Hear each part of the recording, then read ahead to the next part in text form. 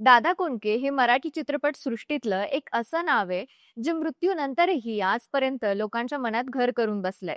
त्यांच्या मिश्किल विनोद आणि double meaning शैलीने आजही लोक खळखळून हसतात.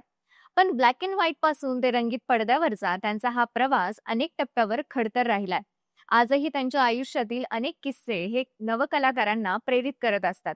तर काही किस्से हे माणसाला हादरवून सुद्धा टाकतात. असाच एक किस्सा त्यांच्या मृत्यूचा आहे, जेव्हा ते मरणाच्या दारात जाऊन पोहोचले होते. बर ढगाला लागली कळ, पाणी थेंब थेंब गळ, हिल पोरी हिला, मला लागलाय खोकला, असे अनेक अजरामर गाणी देणाऱ्या या कलाकाराचा शेवट मात्र अत्यंत वाईट राहिलाय. शत्रूच्याही आयुष्यात येऊ नये असा वाटणारा क्षण हा त्यांच्या आयुष्यात आला होता आणि आजपर्यंत तो गुपित होता.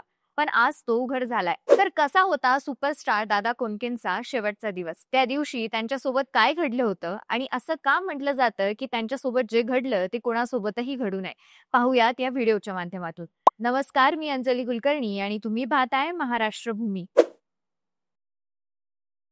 मंडळी, तो दिवस होता 14 मार्चचा. 1998चं साल होतं आणि मुंबईत बाळासाहेब ठाकरेंच्या पक्षाचं म्हणजेच शिवसेनेचं सरकार आलेलं होतं. त्यात बाळासाहेबांचे जवळचे मित्र आणि मराठी सुपरस्टार दादा कोंडके हे तेव्हा मुंबईच्या दादा बालमोहन गल्लीतील एका इमारतीत एकटेच राहत होते. त्यांची बहीण पुण्याला तर मुलगा नोकरीसाठी नाशिकला स्थायिक झालेला होता आणि भाऊ विजय कोंडके हे त्यांच्या कुटुंबासोबत दुसऱ्या ठिकाणी राहत होते, कारण दादांसोबत त्यांचं फारसं जमत नव्हतं. त्यामुळे 14 मार्चच्या दिवशीही घरात ते आणि त्यांचा मॅनेजर जितूभाई हे दोघेच होते. रात्रीचे साधारण 2:45 वाजले असताना पत्रकार अनिता पाध्येंना एक फोन येतो. त्याही तेव्हा मुंबईतच राहत होत्या आणि दादांच्या चांगल्या संपर्कातही होत्या. एवढ्या रात्री कुणाचा फोन आला असेल असं म्हणून त्या जरा विचारातच पडल्या. पण जेव्हा त्यांनी फोन उचलला तेव्हा तर त्यांच्या पायाखालची जमीनच सरकली, कारण हा फोन जितूभाईंनी केलेला होता. त्यांनी पाध्येंना सांगितलं की अचानक दादांची प्रकृती बिघडलीये आणि आम्ही त्यांना फुसरुशा हॉस्पिटलला घेऊन चाललोय. जरा तुम्ही येता का?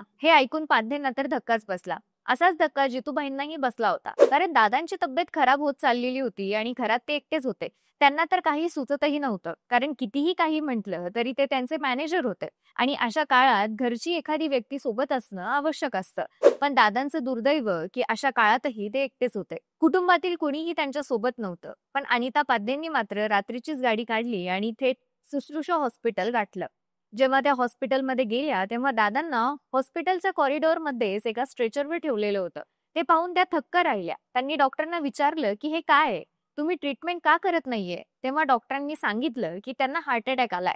तेव्हा त्यांनी डॉक्टरांना पंपिंग करण्याचा सल्ला दिला. पण तोपर्यंत डॉक्टरांनी आशा सोडली होती आणि आता पंपिंगचा काहीच उपयोग होणार नव्हता, कारण 10 मिनिटं आधीच दादांचा जीव गेलेला होता. त्यामुळे डॉक्टरांनी त्यांना घरी घेऊन जाण्याचं सांगितलं. पण आता घरी तरी कसं नेणार आणि घरी तरी कोण असेल असा प्रश्न पाध्येंना पडला. तेव्हा त्यांनी पहिला फोन हा विजय कोंडकेंना केला, कारण तेव्हा दादांच्या कुटुंबातील ते एकटेच मुंबईत राहत होते.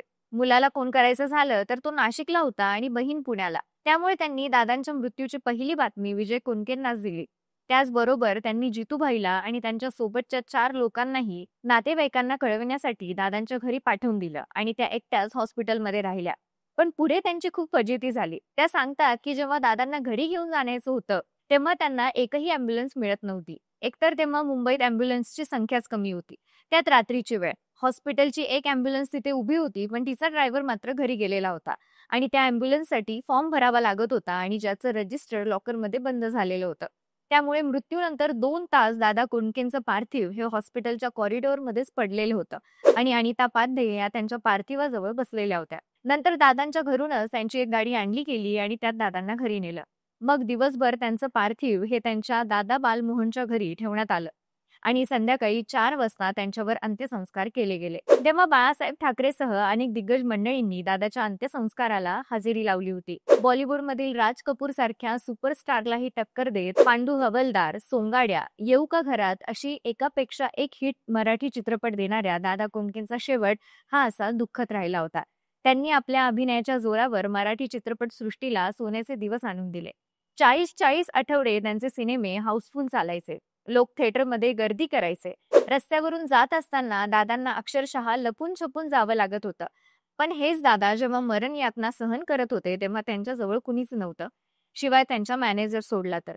मराठी चित्रपट सृष्टीतील त्यांचं योगदान न विसरणारं आहे. त्याबद्दल सरकारकडून त्यांना राष्ट्रीय पुरस्कारांनी देखील गौरवण्यात आलेलं होतं. पण प्रेक्षकांना मनमुराद हसवणाऱ्या या अवलियाच्या आयुष्यात शेवटच्या क्षणी मात्र वाईट अनुभव आलेत. प्रसिद्धीच्या शिखरावर असतानाही दादांची मृत्यूनंतर ज्या प्रकारे हेळसांड झाली होती तशी कोणाचीच होऊ नये. त्यामुळेच असं म्हटलं जातं की दादांसोबत जे घडलं ते कोणासोबतही घडू नये. तर असा होता दादांचा शेवट. बाकी तुम्हाला ही स्टोरी कशी वाटली हे आम्हाला कमेंट करून सांगा. आणि अशीच माहिती जाणून घेण्यासाठी आमच्या YouTube चॅनलला सबस्क्राईब केलं नसेल तर सबस्क्राईब नक्कीच करा. धन्यवाद.